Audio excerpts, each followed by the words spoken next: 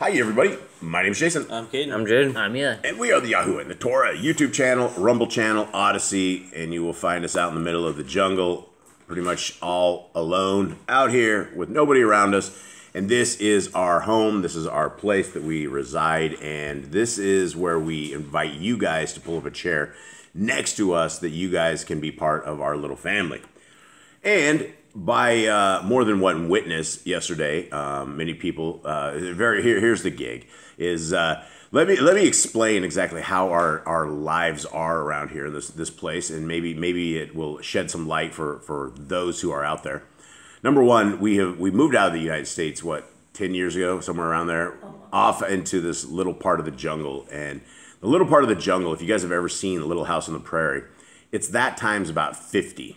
So the thing about living in the jungle is we are secluded, we are out far away from everybody else, and whatever happens, happens. If we end up getting hurt, there's no like hospitals you can't like just go to. You can't call the ambulance. You can't call 911. There's no such thing.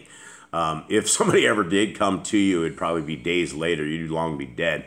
But the world that we live into is a very, very hostile environment. And what we do is we get up every single morning, and before we do this, we're literally at the crack of dawn. A lot of you guys can probably see from the time at the top is right now it's 6:34. So we're up right around 6 o'clock. And so we always have our morning discussions, usually prior to right before we hit record. And that probably isn't the best idea. It's probably not the most cleanest way of doing this, and it probably doesn't bring the greatest videos out.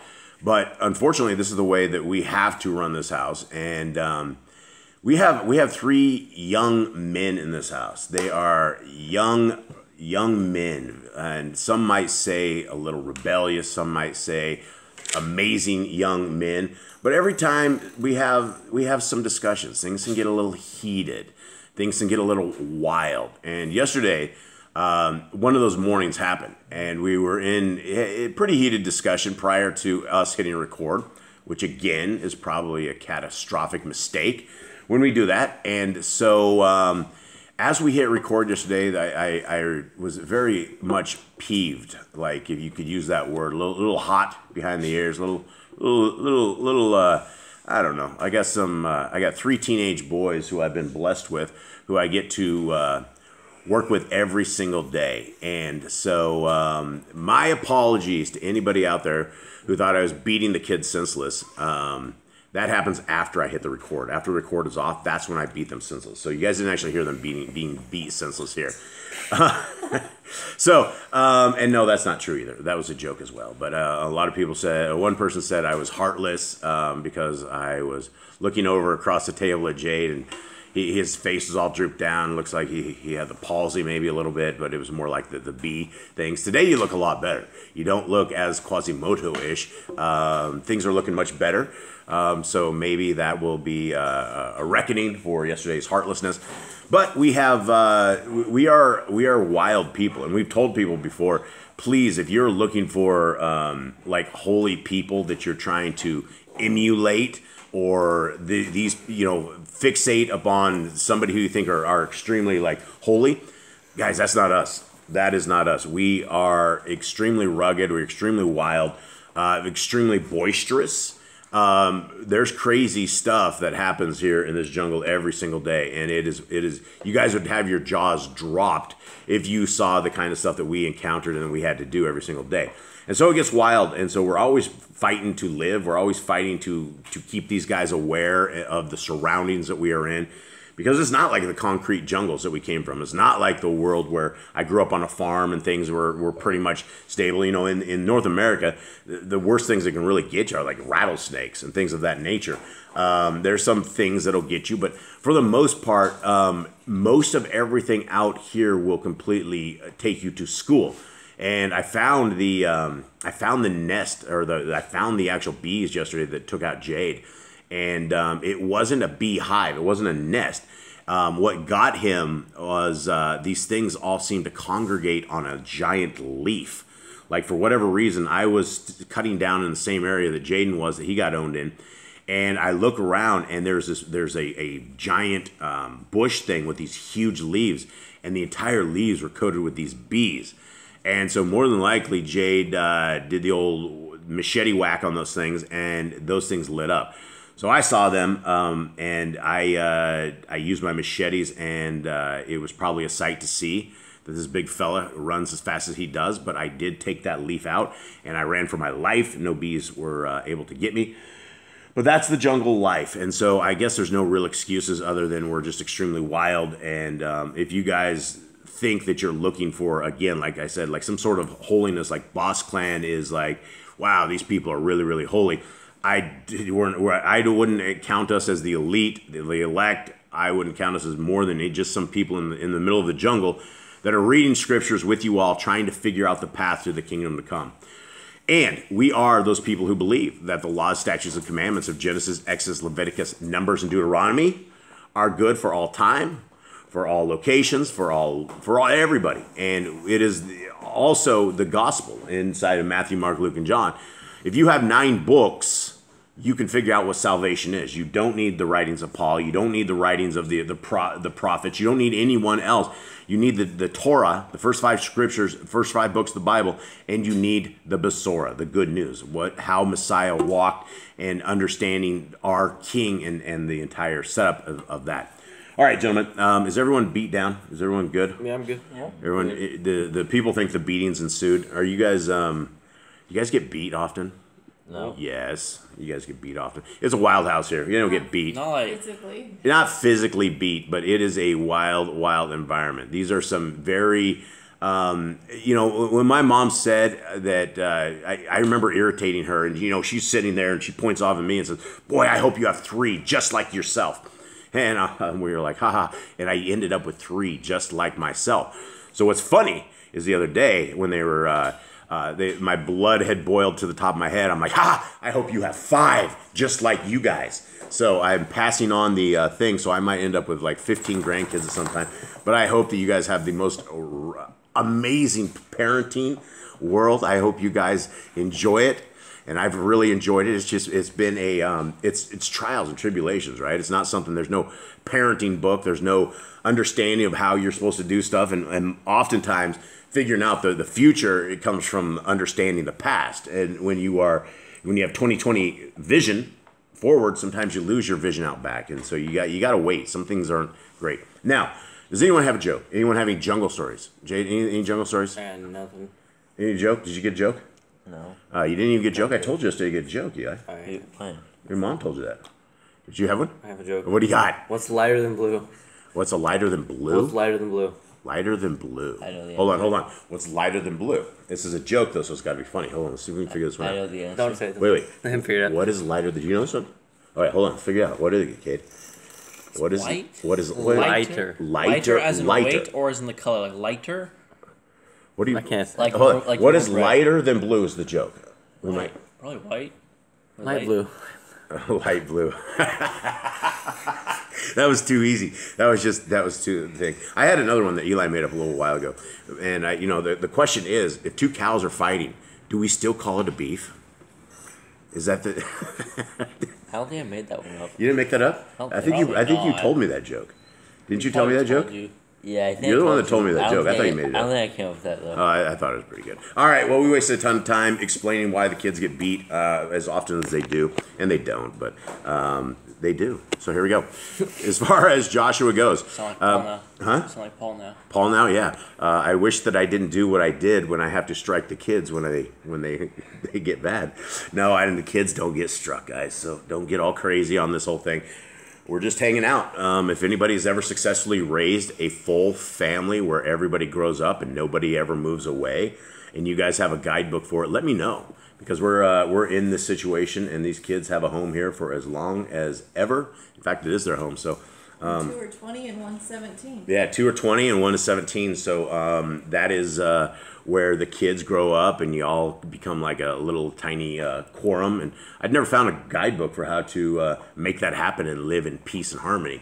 I'm still trying to figure that out. And I'm an only child, so I don't have the experience with brotherhood. So it blows my mind how brothers are.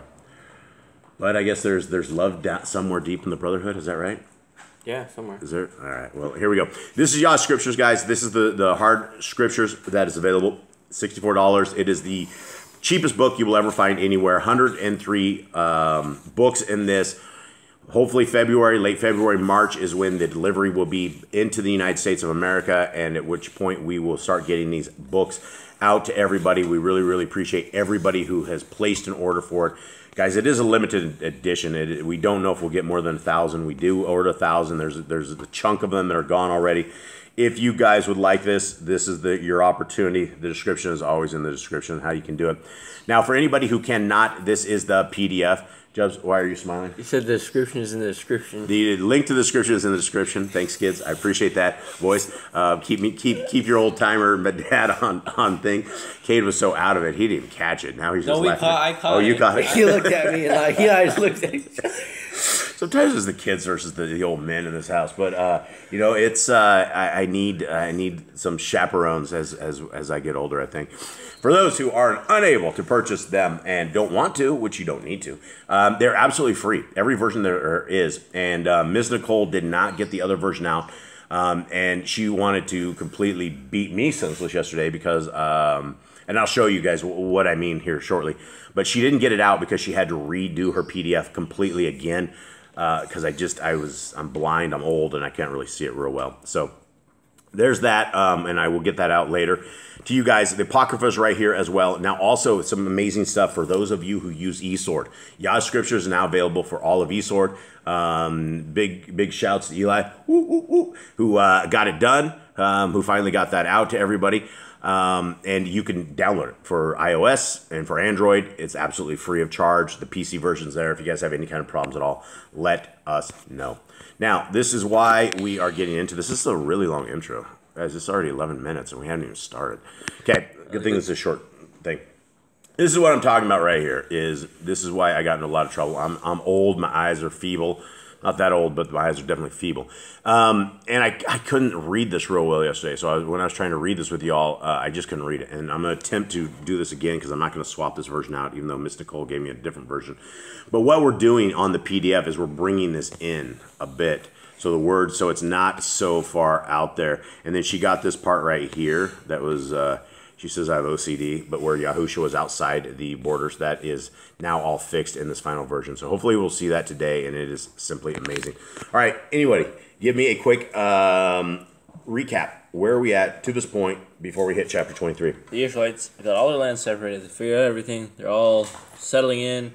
Some places left the giants. Some places kept them around as part of their people.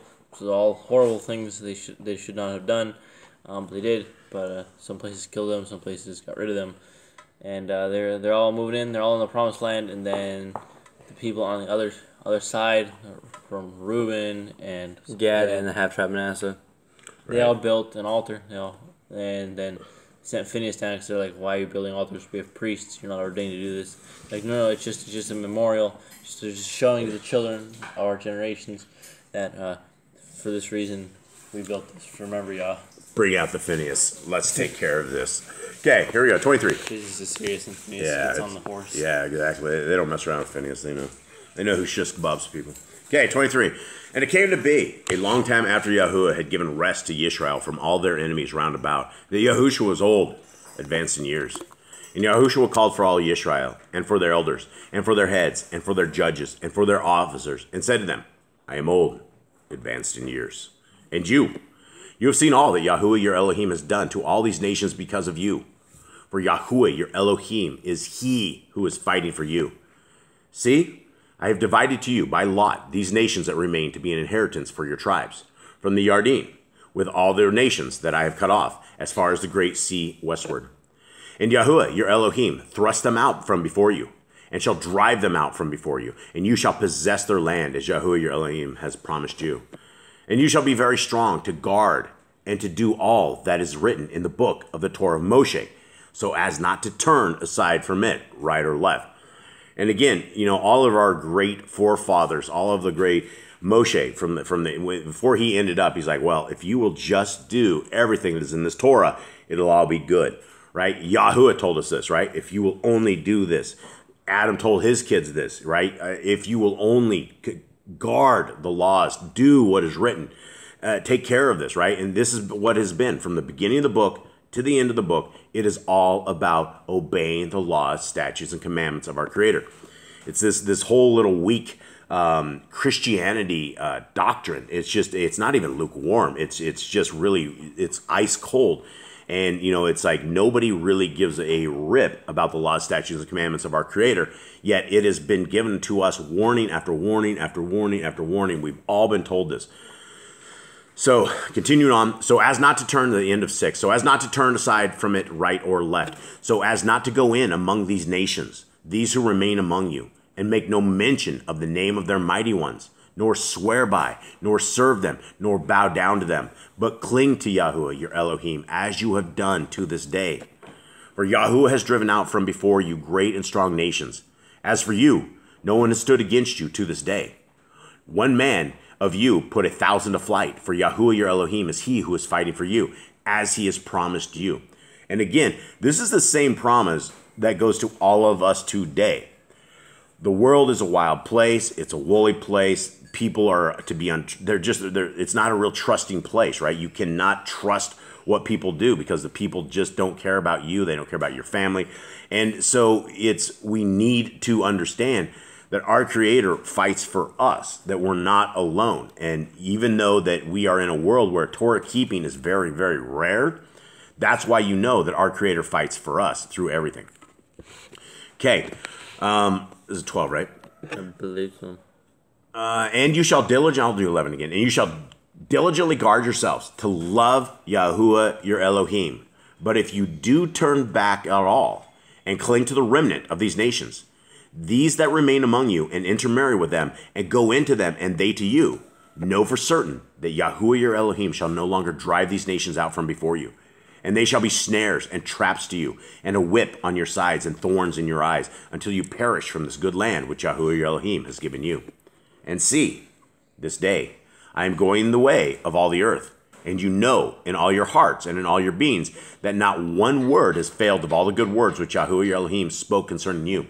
All of it has come to you, and not one word of them has failed. And it shall be that as every good word has come upon you, which Yahuwah your Elohim promised you, so Yahuwah brings upon you every evil word, until he has destroyed you from the good land which Yahuwah your Elohim has given you. When you transgress the covenant of Yahuwah your Elohim, which he commanded you, and shall go and serve other mighty ones, and bow down to them, and the displeasure of Yahuwah shall burn against you, and you shall perish quickly from the good land which he has given you. Now, I am going to go out on a limb. It's probably not too far out on a limb, but I'm going to say that if you are one of these people that have a Christmas tree in your house, and you allow your kids, first and foremost, a Christmas tree in your house is satanic. You shouldn't be doing that. But if you're sitting there getting on your knees, and I remember this as a child, Christmas Eve, December 24th is when my parents always opened, my mom and my stepdad always opened the gifts, right? And we would get on our knees under the Christmas tree and start pulling out packages. We would get on our knees, and that was that's our lowercase Elohim. The God of the Christian church is all of these festivals, things like this. This is all Satanism. When we have a Christmas tree, when we are on our knees to other Elohim, we are doing exactly what this says we should not do. And so it starts at things like Christmas. If we're still sitting there decking the halls and doing all of that Christmas stuff, it is satanic, and you are involved in a satanic ritual. You're in a ritual yourself, and even though you're not bloodletting or any of the other great evil that happens all this time, you are involved in a satanic ritual. And so this is why we are called to separate ourselves from this. This is why we are supposed to be different than everybody else, why we're called to be out of the world. And if we are doing all this great evil, we are part of the world. We're not going to make the kingdom. So with that, hopefully you guys are good. Much love to everybody out there. Huge much love to all my kids here, to those who think that I'm just a monster the way the kids are. Just know that I love them very much, or I would not have risked everything we have to drive out of the United States to keep them out of that cesspool. So with that, much love to everybody. All right. Have a good day.